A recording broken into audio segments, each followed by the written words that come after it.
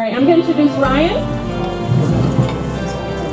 He's our Governor of Michigan candidate, very much America First. In fact, I have endorsed him. He will be on the primary.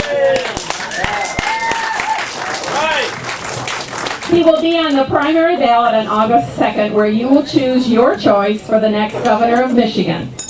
Are you ready to replace Gretchen Whitmer?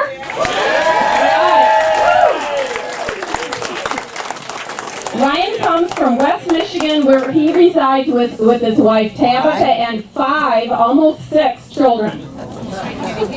Ryan is a small business owner and a planning commissioner for Allendale. Ryan said that he decided to run for governor because he watched what Democrats were doing to tear apart our Constitution, and it seemed Republicans were just all watching it happen instead of fighting back. Anybody agree with that? He wanted to step up to do his part in making Michigan a national leader and making our American Republic strong again. Ryan says as the 50th governor of Michigan, he will fight for our liberties and freedoms that have been stolen from the citizens of Michigan under the heavy hand of Democrat policies and mandates. He's here to tell you more about his first 100-day plan for Michigan. There will be a Q&A to follow.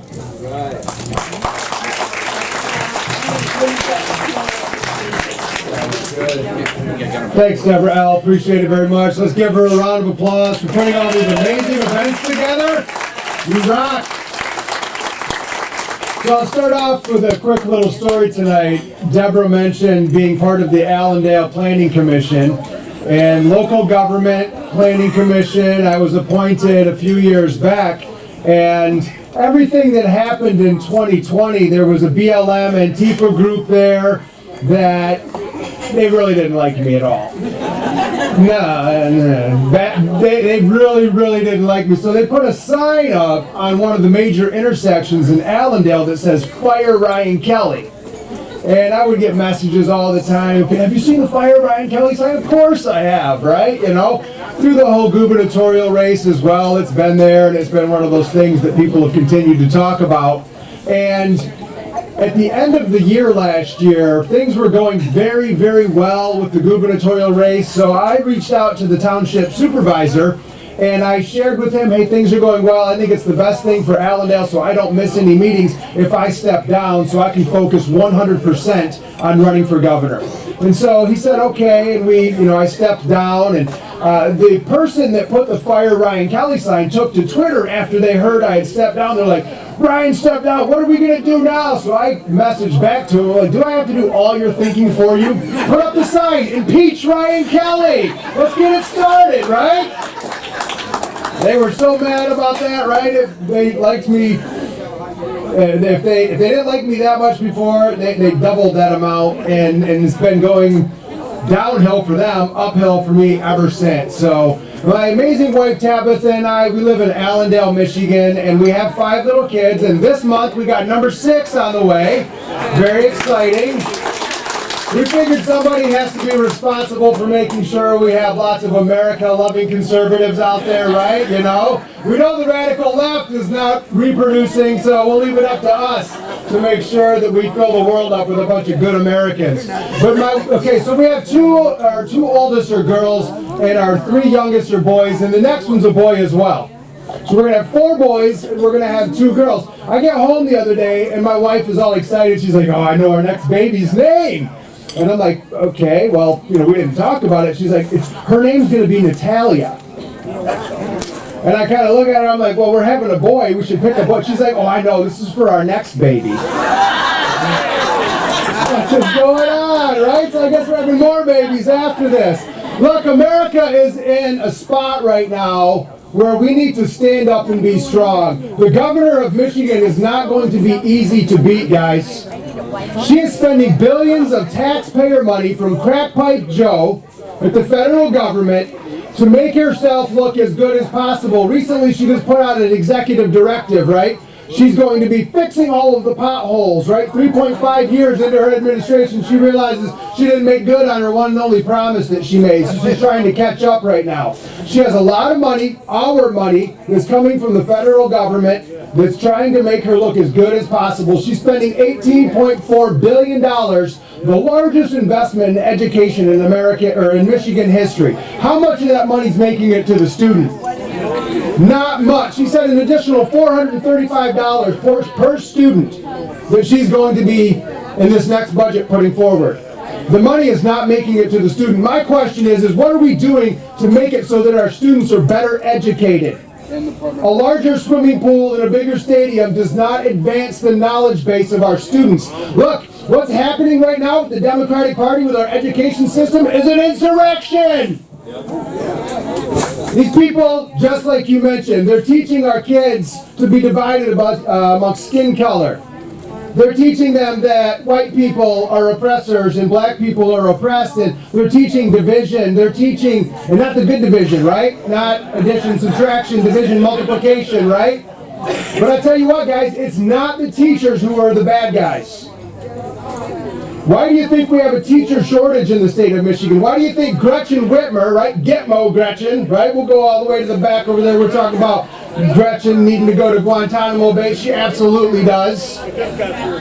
But why the teachers are leaving is because they don't like the garbage they're being forced to teach the students. Things like social emotional learning, critical race theory, diversity, equity, and inclusion. Let me tell you about that crowd. They don't want diversity, they don't want equity, and they don't want inclusion. They want you to sit down, shut up, and comply with their agenda.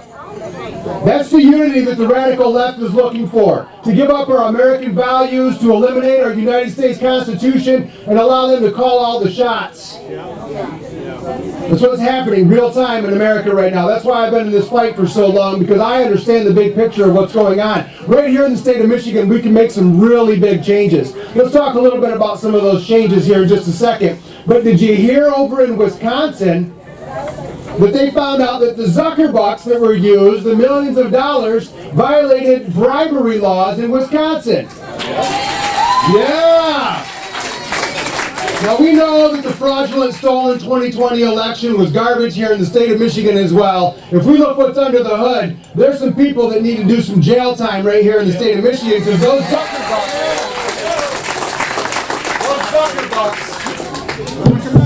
Zuckerbucks were used here in the state of Michigan as well.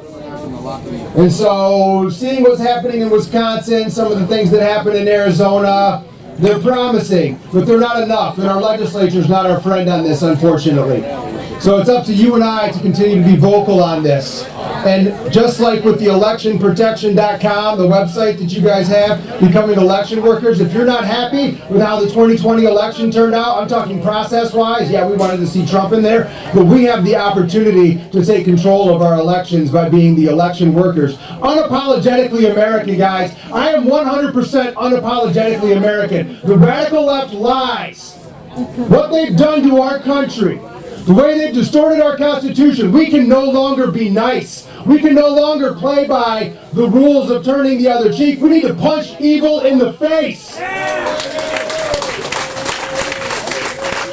We got to take the fight to them, because they're going to call you all sorts of names. They're going to try to make you feel bad. They're going to try to discredit you. But we have to be strong and push back against their agenda unapologetically. My 100-day plan does just that. I announced on February 1st of 2021, it's been a little over 13 months now that I'm running for governor of Michigan, and I've been on the road ever since, meeting with Michiganders all over this great state of ours. I got 96, almost 97,000 miles on my truck. Let's keep it rocking, right? Let's keep going. Day number 1 with Governor Kelley. The pandemic is over in Michigan. What I mean by that, and if we see what the left is doing right now, what Gretchen's doing, they're backing off all that stuff, right? It's an election year. It's not real popular to be pushing mandates on people. Recently, Dana Nessel asked the Supreme Court to disavow, to reverse their decision on the Emergency Powers Act so that they can utilize that from the governor's seat. I'll tell you what, if we give those radical leftist Democrats another shot in Lansing, the only thing we're going to get is a mandatory shot coming from those people in Lansing that are there right now. That is one of the things that we need to make sure loud and clear. Gretchen equals higher food prices. Gretchen equals mandatory vaccines. Gretchen equals more poverty in our state. But I'll tell you what, with Governor Kelley, day number 1, pandemic is over. We cancel all emergency orders related to the COVID-19 pandemic. We cancel all mandates related to the COVID-19 pandemic. No vaccine mandates, not in our state, now or ever. Yeah! And we allow doctors to prescribe effective treatments, early treatments, without the government getting in their way. And you know who we have to stand up to? Is the federal government. 97% of what the federal government is doing is unconstitutional. Article 1, Section 8 of the U.S. Constitution specifically says what the federal government has authority to do. And it doesn't say anything about giving $6.4 billion to Ukraine while we don't protect our own borders. We need to put America first. We need to spend our money here, and we need a federal government that will get in line with what they are supposed to do. But you know what we don't have? We don't have governors that will stand up to the federal government. The Ryan Kelley of Florida, Ron DeSantis, is doing a pretty good job. We need more governors just like that will tell the federal government no, that can stand up to them. And now is our opportunity in history to do that, because we are very close to losing this entire country to communism. This globalist mentality, these big government, ignore our Constitution, indoctrinate our children. It's happening right now in history. Just like Andrea, this is not my dream job. Right? People get into politics for a career move, things are going smooth. We're in a fight, my friends. These people hate our country. These people hate our Constitution. Joe Biden says this is no longer about freedom and personal choice, but we're going to go overseas and fight for freedom. We're going to fight for freedom right here in the United States of America. Also, on day number 1 with Governor Kelley, we canceled the Dominion, the ES&S, and the HART electronic voting machine contracts. We lay way for election integrity in the state of Michigan so that we are feeling confident in every election moving forward. I've already read all the contracts. I know right where to sign. We're going to go ahead and make it happen here in the state of Michigan. You guys with me? You ready for this? Our education system is so important because Gretchen Whitmer came out with a statement recently saying that our education system is the way to get social justice in our state. It's the reason that the teachers are leaving. It's the reason why recently she signed saying that bus drivers now can be substitute teachers, because we have a teacher shortage. Teachers do not want to have to be forced to teach all of the things that this radical leftist agenda wants them to teach. With Governor Kelley, within the first 60 days, I will be happy to work with our legislature to get rid of critical race theory, social emotional learning, diversity, equity, and inclusion, get rid of Common Core, replace our education system with academics, skilled trades, American constitutional civics, so that our kids grow up learning the limited government we have in this country, learning the freedoms that come from God, not from Gretchen, and not from Brandon.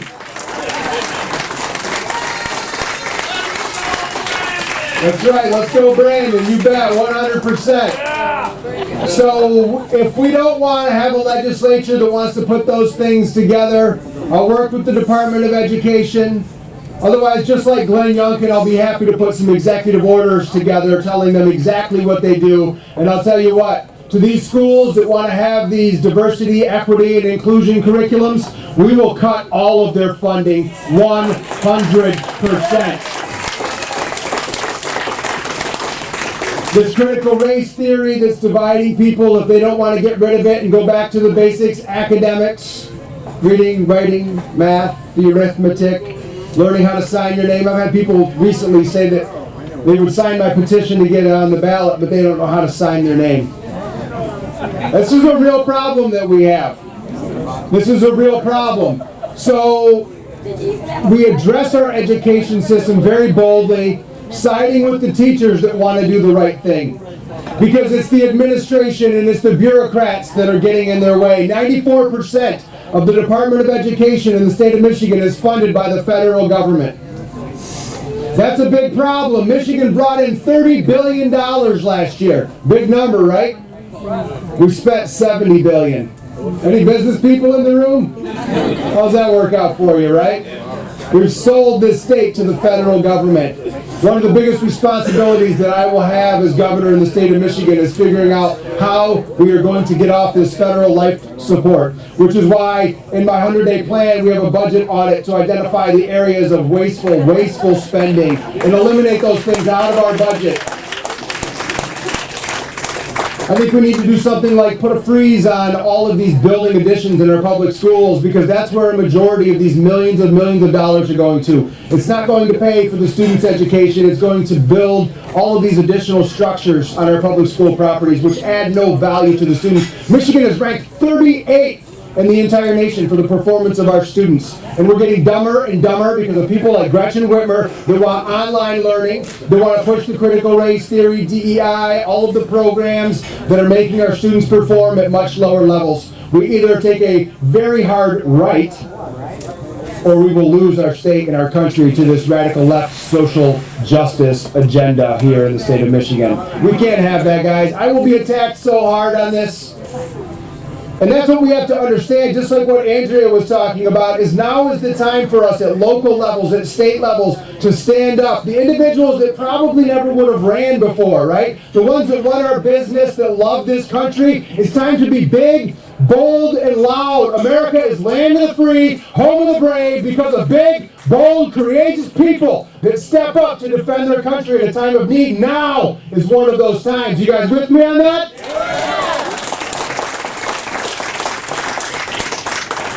A little bit about myself. I live in West Michigan, got the 5 kids, one on the way. I own a real estate firm.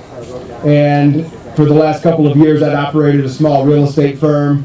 And prior to that, I was the CEO of a franchise company. I started off as the COO, and real innovative technologies that we built for custom software programs. I worked with a lot of complex legal documents for franchisor-franchisee relationships, so I understand a lot of the red tape that comes along with government regulations and cross-state interactions and transactions with franchisor-franchisees. Previous to that, I built a real estate investment firm, so I understand real estate development and rehabbing properties and all of that. I worked as a union employee for 10 years for AT&T. You guys remember Ameritech? Right? I started off working for Ameritech, right? I worked there for 10 years as a union employee, working outside with my hands. So yes, I've had a real job, right? I've also built businesses, had employees. I understand the union company negotiation with contracts, so I'm very familiar with all of those things. I studied electronic engineering in college, and I went to GRCC, and I've lived in Michigan for 35 years. I'm 40 years old. When this whole thing started with what Gretchen Whitmer is doing, do you guys remember that April 30th rally in 2020 that happened up at the Capitol building? Yeah, that's right. We were lots of places with each other. Fighting a good fight, right? So that rally, we got national attention. That rally is a rally that I planned and I hosted. The permit for that rally was in my name. Very early on, I was standing up and taking action, pushing back against tyranny when it wasn't the popular thing to do. Nowadays, we have too many politicians that sit around and they wait for the winds of political whatever to go in their favor and then go along with the narrative. And the Republican Party is just as guilty. I'm sick of it. It's time we start leading unapologetically. It's time we stand up and we call the shots. We go on offense. We control the narrative because we know that the foundation of God that we stand on, number one, the foundation of truth, the foundation of the United States of America is something that we stand on as people here in this state and here in this country. And we can overpower the communist radical left agenda to destroy our nation. They are eroding our moral compass, just like you mentioned, taking God out of everything. They are putting sexualization of children. They are putting all of the wrong information in our children. It's an insurrection, right? Just like they wanted to say with January 6th, I say we throw it right back in their face. What they're doing to our country is destroying it. And I'll tell you what, my friends, give me liberty or give me death. I will stand and I will fight, and I will go around this state inspiring so many people to stand with us. You guys ready? Yeah. Do this. So I mentioned in the beginning about stepping down from the Allendale Planning Commission. I'm going to tell you what started that little BLM Antifa group really starting to not like me. Do you remember back in May of 2020 when the country started on fire from these little BLM peaceful protests, right? That's it, right? So we saw that around the country they were destroying cities, they were tearing down statues. It was a huge mess in our country. In Allendale, Michigan, there is a Civil War statue out there that this BLM and Antifa group came out to want to tear that statue down as well, right? And so I received a phone call because we had been doing multiple of these rallies, and they knew that I was a person that was leading the way by my actions of standing up and pushing back against this leftist narrative. So I said, grab your guns, let's go out to the statue. We'll stand between them and the statue and not let them destroy the statue or our town. Tell you what, my friends, that's exactly what we did that day. We went out there armed, making sure they didn't destroy our town, making sure that they didn't destroy our history. And to this very day, that statue still stands. I protected history then, long before I decided I wanted to run for governor. We need politicians, we need people we elect to office that will uphold our constitutional republic. Those that by their actions are standing up and fighting for this country. Every other gubernatorial candidate, except for one, we can go into those details if you want to later, they all jumped into the race and they have had no history of fighting against any of this tyranny. They just see that Whitmer's a little bit vulnerable right now, and so they're going to jump on in and grace us with their presence. Happy to grab the microphone with any of them any time of day, except for when I'm sleeping, because that wouldn't work out. But any other time of the day, happy to grab the microphone and have these conversations, because we need a fighter in 2022. Somebody that will go up against Gretchen Whitmer with a history of doing the right thing at the right times and unapologetically American. In 2006, if you remember way back then, Jennifer Granholm was going up for her second term. Dick DeVos, everybody knows Dick DeVos, right?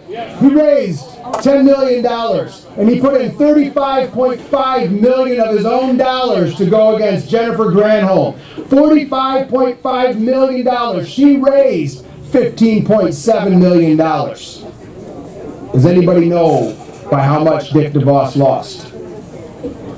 14%. 14%. If we go into this next race thinking that money is going to be the deciding factor, I say look at Virginia. I say look at the climate that we're in right now. America First fighters.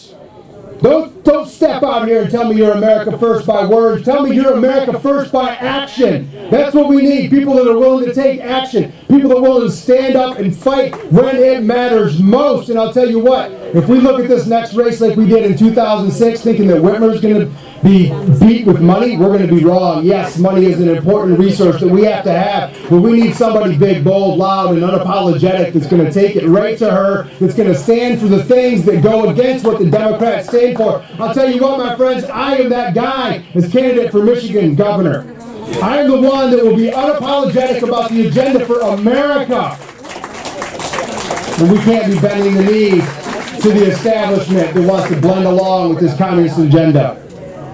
So we have a big opportunity here, and we're just a few months away, right? 4 months and a few weeks, and we're going to have the primary election. And so at that note, I want to share something very exciting with you guys. Recently, Monday, we counted all of our petition signatures. I am over 15,000. Yes! Very exciting, very exciting. We're not quite over 20,000 yet. We have just a little ways to go to get to 20,000. So my amazing volunteer team, and I'll tell you, I'm so humbled by the number of people that have stepped up to help, because I'm not a billionaire, and I'm not some multi-millionaire that can fund this thing with, you know, all of these fancy TV ads and my own cash for all this stuff with some lame old check-the-box type messages, right? I'm a fighter that connects with the people, that can go out and meet. Just like Andrea said, I go out and I connect with people Monday, Tuesday, whatever it was. I was in somebody's house in Farmington Hills, connecting with them. Because that's how we will win this, by inspiring people to take action. So I will be on the ballot And my amazing volunteer team is going to continue to collect signatures so we can get over the 20,000 mark, so that we can have our safety net, knowing that the Secretary of State looking at somebody like me is going to be very critical, I'm going to imagine, right? We don't want a guy like Ryan Kelley. It'll be the first signature she checks. It will be, for sure, right?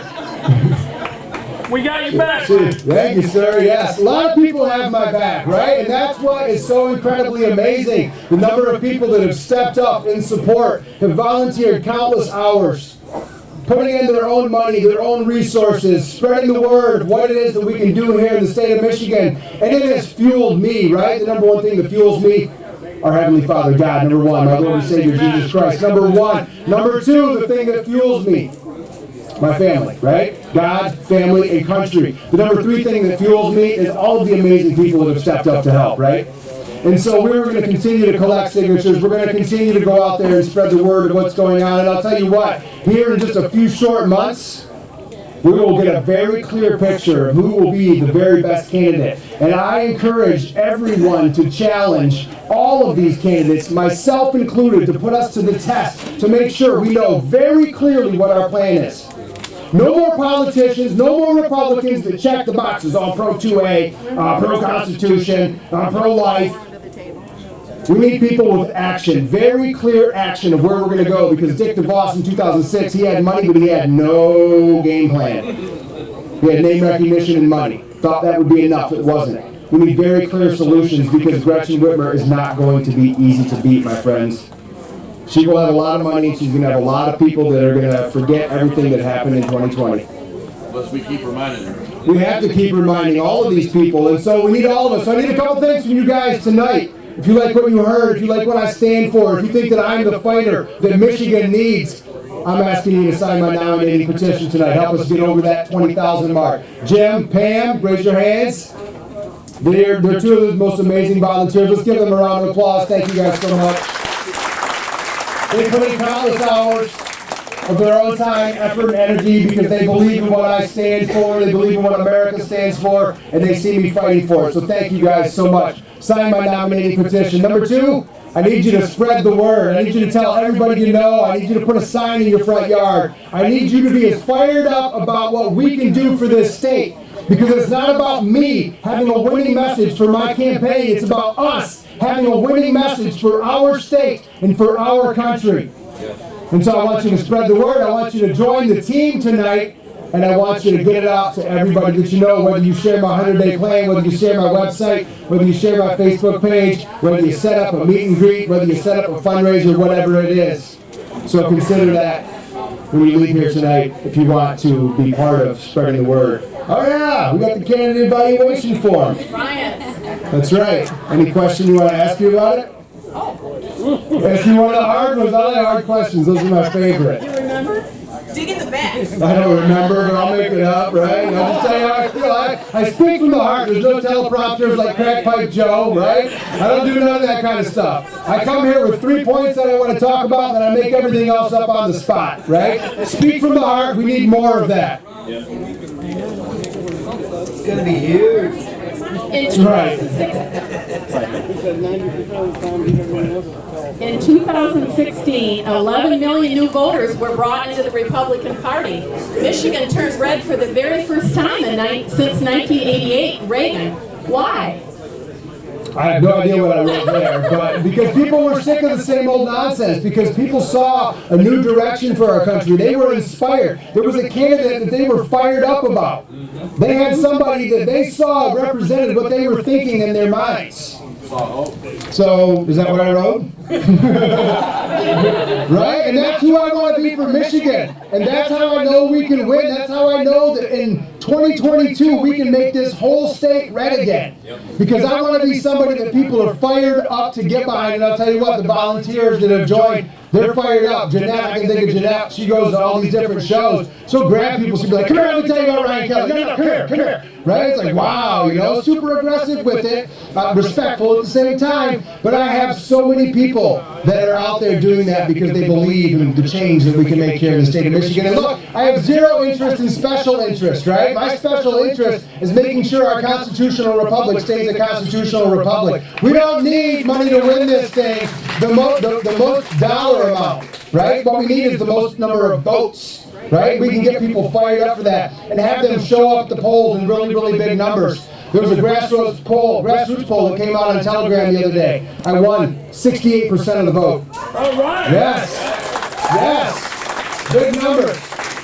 Big numbers. Somebody told me the other day too, I was meeting with them, I won't share names, they said there was a Stand Up Michigan poll that they had, and they said that I won that poll by double digits. I said, send me the poll. They said, I'll send you the poll at some point. I said, send it to me now. They haven't sent it yet.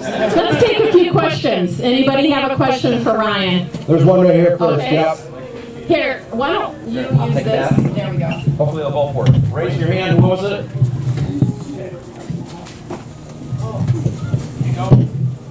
Speaking of State of Michigan, what did you do in 2020? Oh, great question. And you know what I mean by that. I was out there getting signatures Yep. and to try to limit Gretchen's and the government power. So I'm curious, where were your thoughts? And we didn't see you in action in 2020. Right.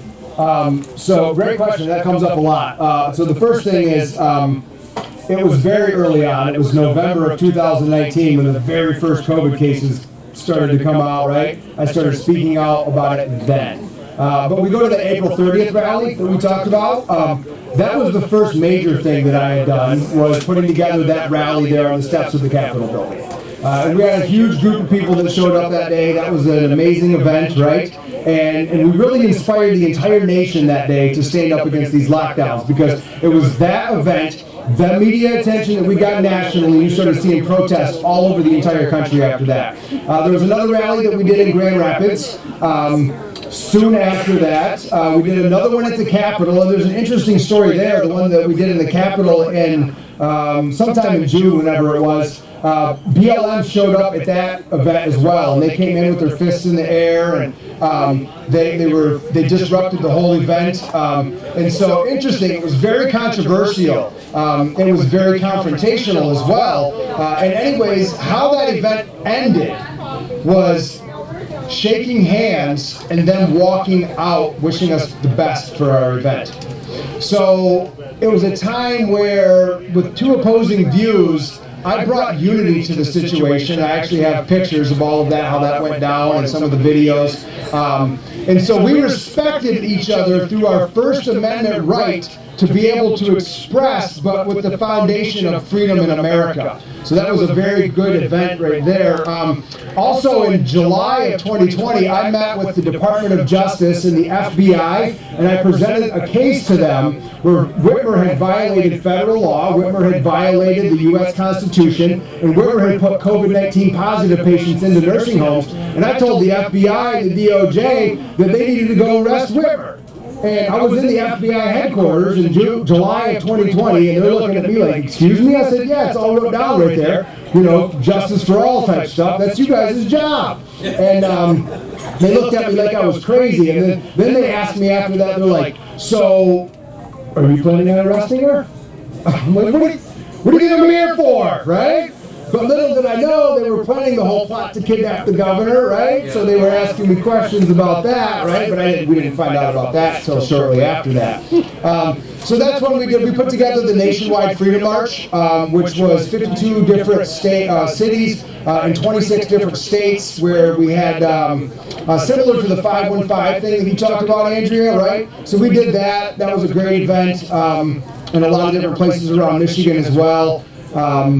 So we were outside the TCF Center on November 3rd, right? November 4th and November 5th. That was very interesting. So the Stop the Steal rallies that happened around the state, up at the Capitol building, we did a few of them, and we did one in Grand Rapids as well.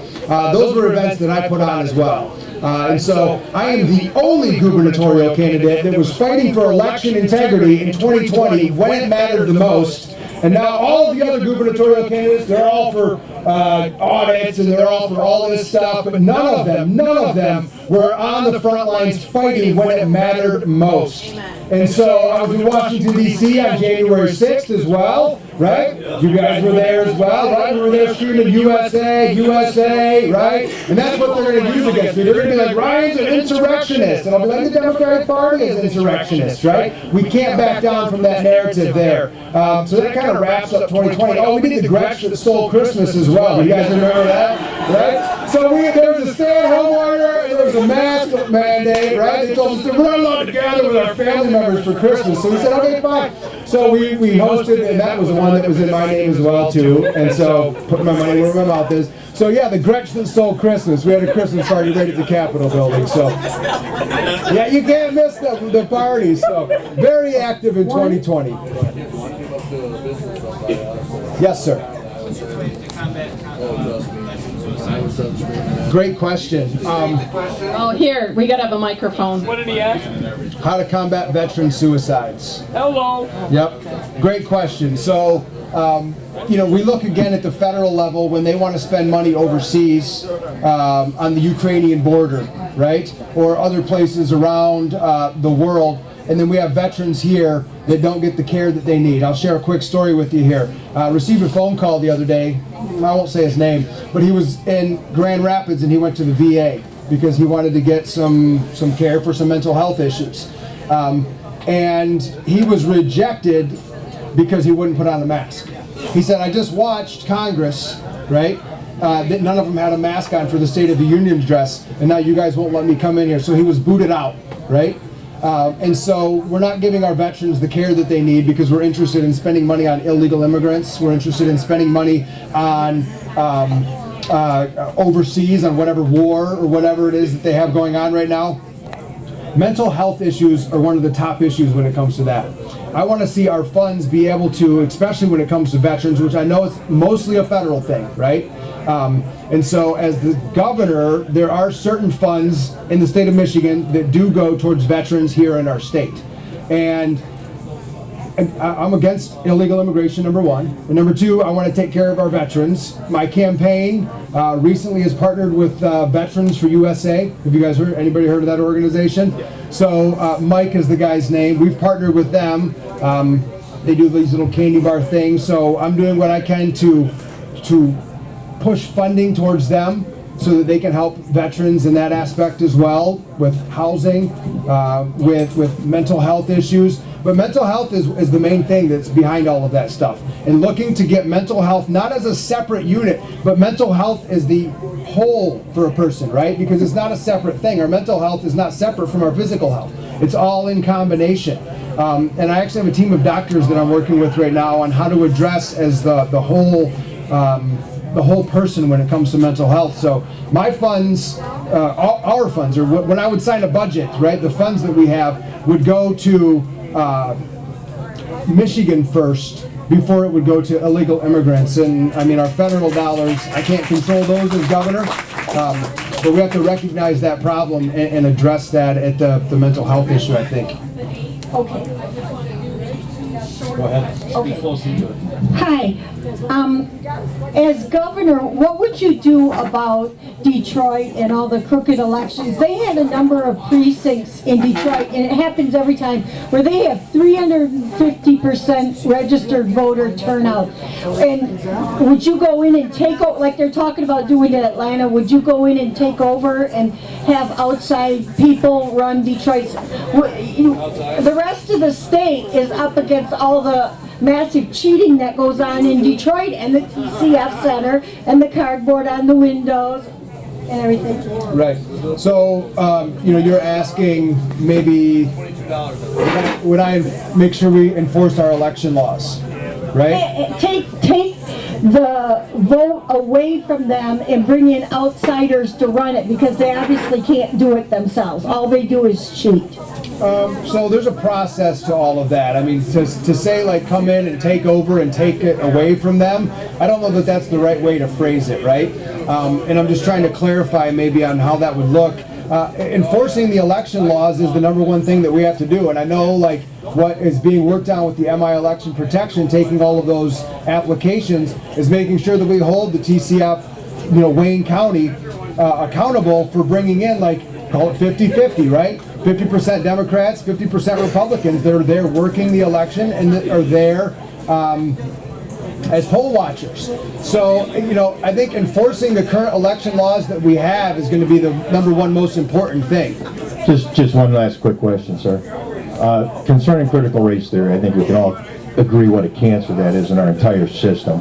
My question is, and not to hold you to day one, I know you can be very busy, but in that first 100 days, what actually can you do, and what will you pledge to do to get that out of our school districts? Is it something you can do as governor, or is it going to be dependent on legislation? So there's a couple of, let's unpack that just a little bit without getting too far into it. Legislation is the best way, right? We don't want to go around and just executive order, executive order, executive order. I mean, for the most part, people are sick of executive orders. Executive orders used in the right way to direct the government on how to operate are good things. I want to see legislation with critical race theory to pull it out. That way we can have it stick as an actual law. But we ask, is there things that the governor can do outside of that if the legislature doesn't want to present a credible bill, right? Or what if the legislature goes blue, for example? Was it put in place through legislation? So, no, it's not. Right. And so that's where we look at the school boards, right? And so let's just say by executive order, I were to say, and this is just super short, right? No more critical race theory, executive order, Governor Kelley, right? The school boards can still defy that if they wanted to. So now we're looking at pulling funding and saying, well, if you're going to continue that, we're going to pull your funding because we're not going to fund racism, right?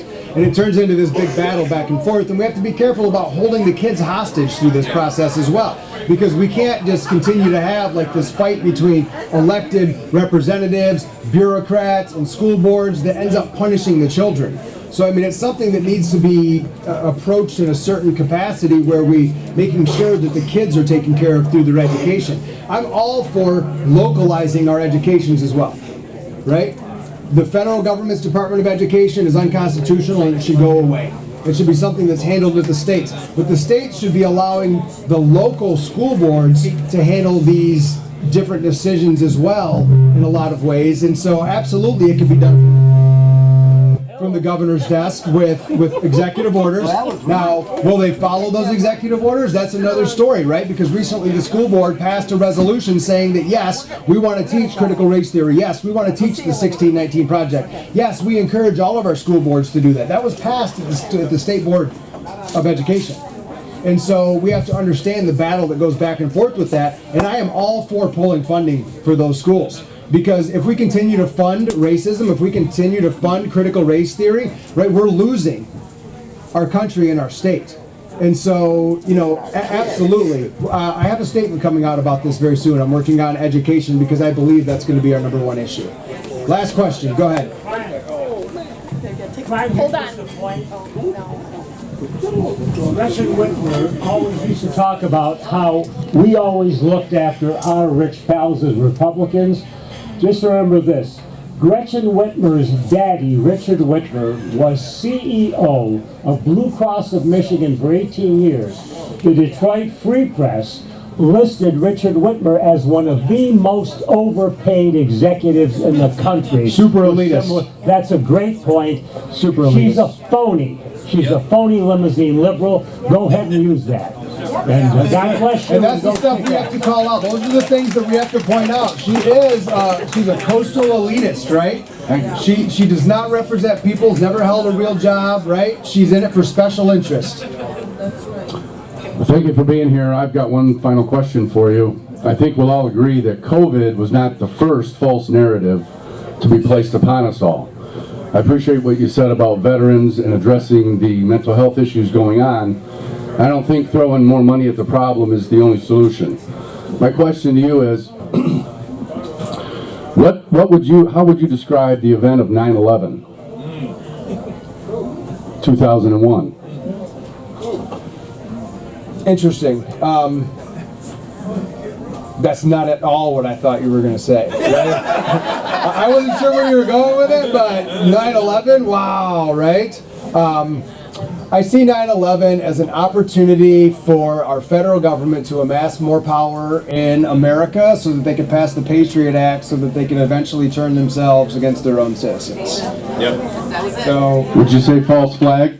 well, of course, yeah, absolutely. Thank you. Right? You know, just like Pearl Harbor, I mean, there was, you know, we don't have to dive into all that stuff, right? Yeah, right? I mean, how far is the list? But yeah, the Patriot Act is the reason that why the people from January 6th are still locked behind bars with not getting any trial. The Patriot Act is anything but for patriots, right? It's for the communist elites of this country that are aiming to push globalism, and they have to eliminate our constitutional republic in order to implement their plan, right?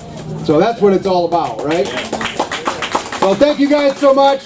Remember, sign my nominating petition tonight before you leave, and spread the word, guys. We have plenty of trifold brochures. We have plenty of 100-day plans. Spread the word, and most importantly in 2022 for the primary and for the general election, vote for Ryan Kelley as Michigan's next governor.